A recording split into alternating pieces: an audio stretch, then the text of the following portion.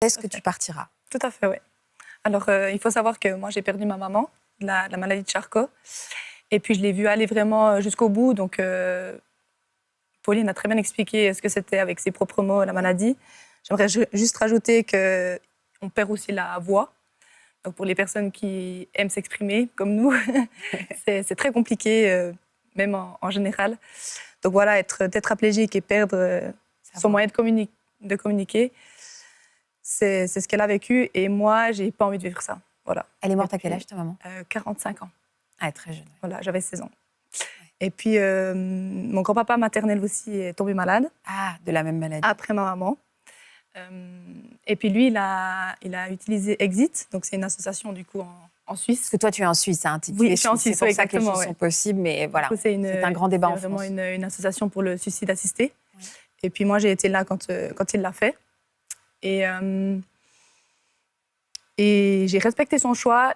Et quand moi, je suis tombée malade, je me suis dit, je ferai pareil. Je n'irai pas jusqu'au bout. Je n'ai pas du tout envie d'être tétraplégique sans le pouvoir de parler et de mourir comme ça. Donc voilà. Après, et tu as déjà pris contact avec cette association? Bien sûr, oui. Au tout début de la maladie, je pensais mourir très très vite parce que ma maman est décédée en 2 ans et demi, mon grand-papa en 1 année et demie. Donc moi, dans ma tête, c'était pas 5 ans, c'était pas 10 ans, c'était 3 ans. Donc j'ai fait les choses très très vite. Je me suis très vite inscrite. J'ai préparé mon enterrement, j'ai fait les choses très, très vite. Tu as préparé ton enterrement? Pourquoi c'était important pour toi de préparer ton enterrement? Ben, on en parle cash, on en parle parce que je sais que vous n'avez pas de tabou.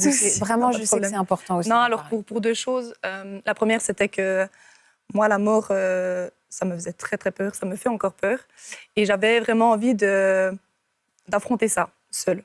Donc je suis vraiment allée toute seule préparer ça, pouvoir choisir ce que je voulais, le cercueil, les fleurs. J'ai vraiment fait de A à Z.